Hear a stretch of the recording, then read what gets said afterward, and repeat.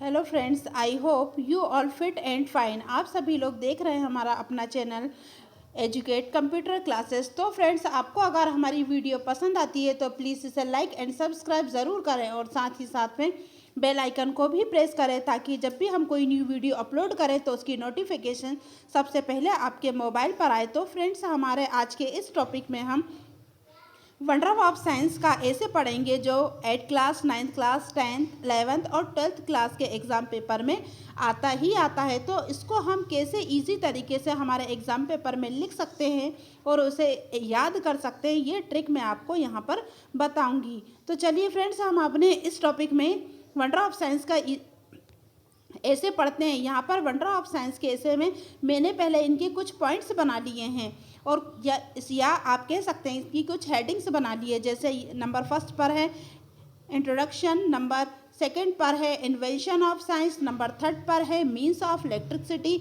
Number fourth पर है means of communication, number fifth पर है means of transportation, number six पर है कंप्यूटर, नंबर सेवन पर मेडिकल साइंस, नंबर 8 पर डिसवांटेज और नंबर 9 पर है कंक्लूज़न। तो फ्रेंड्स, हमारे इन टॉपिकों को हम पैराग्राफ के हिसाब से पढ़ेंगे और यहाँ पर जानेंगे साइंस के बारे में कि वंडर ऑफ साइंस का ऐसे क्या है।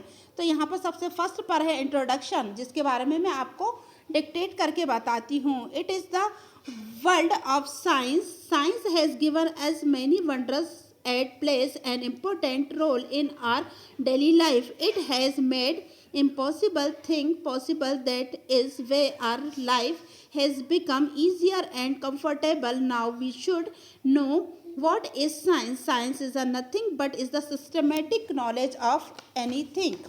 अब हम इसे हिंदी में जानते हैं। यह साइंस की दुनिया है। साइंस ने हमें बहुत सारे चमत्कार दिए हैं। यह हमारे डेली लाइफ में बहुत इम्पोर्टेंट रोल निभाता है। ये चीज़ें जो संभव नहीं थी उसे भी संभव बना चुका है। इसी कारण से हमारी ज़िंदगी आसान बन चुकी है। अब हमें जानना होगा कि साइंस क्या है। साइंस कुछ भी नहीं है, बस एक सिस्टमेटिक तरीका है किसी भी चीज़ को जानने का। अब हमारा अगली हेडिंग है invention of science. There are many inventions of science in this age. We have many big and small things to use. We have everything it fulfill our need, like as electricity, computer, train, TV, radio, etc. We have even washing machine to wash the clothes. तो इसका मतलब है कि यहाँ science ने बहुत सारी खोजें की हैं। आप हमारे पास छोटी से छोटी और बड़ी से बड़ी चीज़ें हैं प्रयोग के लिए। आज हमें अपनी ज़रूरतें पूरी करने के लिए बहुत सारी चीज़ें हैं, जैसे बिजली, कंप्यूटर, ट्रेन, टीवी, रेडियो और इवन आज हमारे पास वॉशिंग मशीन भी है कपड़े धोने के लिए। इसके बाद हमारा अगला है means of electricity. Electricity is the greatest invention of science. All the invention of the science are dependent on electricity. It runs factories, light our house, fill, water and so many things. Without electricity our life has because hell, because we are getting comfort and many other daily uses things with the help of electricity. Electricity is the mainstay each every invention. अब इसका हिंदी में है बिजली science की बहुत बड़ी खोज है। साइंस की ज़्यादातर खोजें इलेक्ट्रिसिटी पर ही डिपेंड है।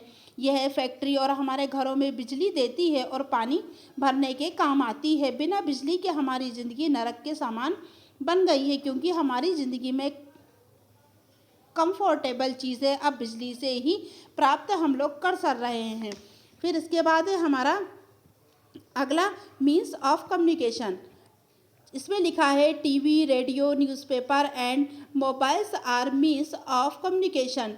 Telephone, telegraph and mobiles are the fastest personal means of communication. We can send an urgent message to our relative very soon. At present we can talk in the whole world. We can also send in information in the public within few seconds with the help of TV, radio, newspaper and mobile phones.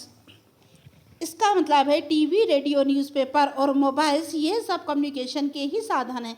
अगर हम अपने रिश्तेदारों को कोई message भेजना चाहते हैं तो हम कम्युनिकेशन के माध्यम से तत्काल उसे भेज सकते हैं। और अभी हम प्रेजेंट में भी किसी से बात करना चाहते हैं तो वो भी कर सकते हैं। और कोई और जानकारी भी हम पब्लिक को भेजना चाहते हैं तो वो कम्युनिकेशन के माध्यम से हम उसे भेज सकते हैं। अब इसमें अगला है हमारा computer.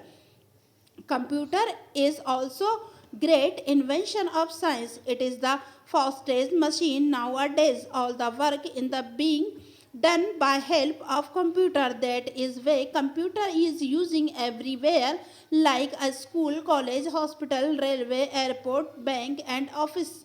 It can calculator large number very quickly.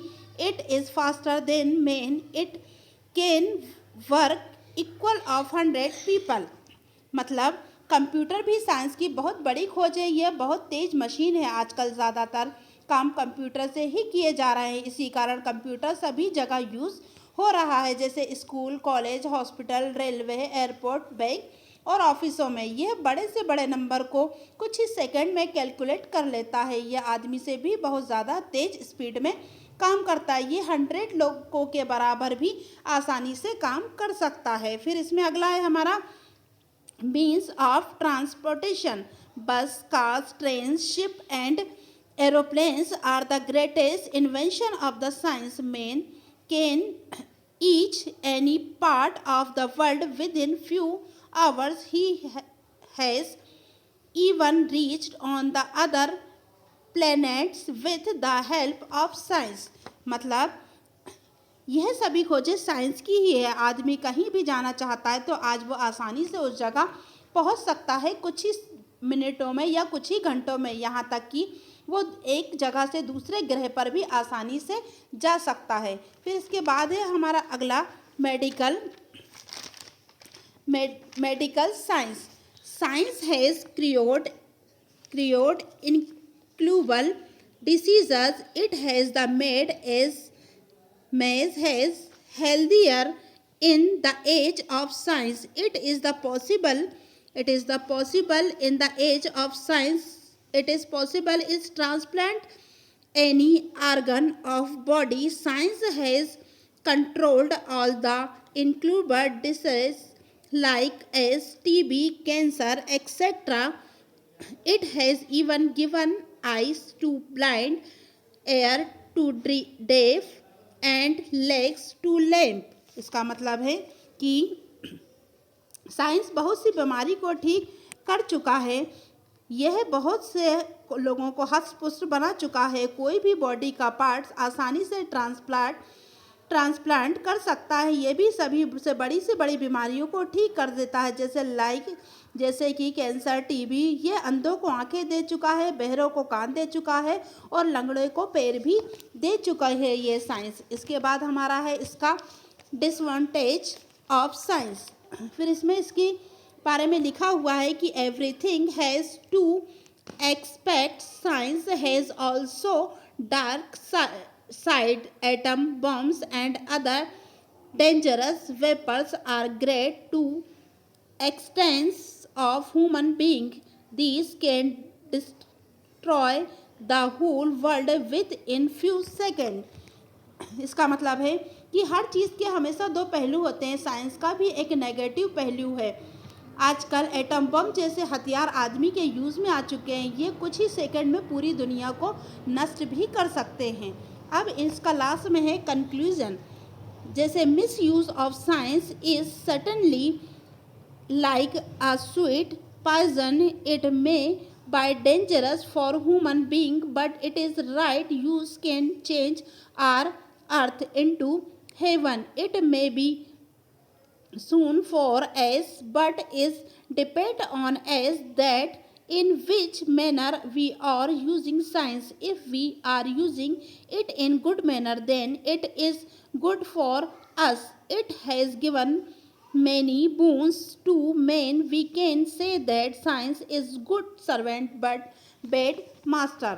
इसका मतलब है साइंस का दुरुपयोग कुछ टाइम के लिए जहर के समान हो समान है। यह मानव जाति के लिए खतरनाक भी है, लेकिन इसका सही यूज़ करके हम अपनी ज़िंदगी को स्वर्ग में बदल सकते हैं। यह हमारे लिए वरदान हो सकता है, लेकिन यह हमारे ऊपर निर्भर करता है कि हम इसका कैसे यूज़ करते हैं। अगर यदि हम इसका सही तरीके से यूज़ करते हैं तो हम इंसानों के लिए यह वरदान दे चुका है पहले भी, और हम इसे कह सकते हैं कि साइंस एक अच्छा सर्वेंट है और एक अच्छा मास्टर है। अगर वो मास्टर बन जाता है तो वो बुरा है, और अगर वो सर्वेंट है तो हमारे लिए अच्छा है। जब तक वो हमारे कंट्रोल में है तब तक तो बहुत अच्छा है, वरना वो हमारे लिए बुरा या खतरनाक साबित हो सकता है।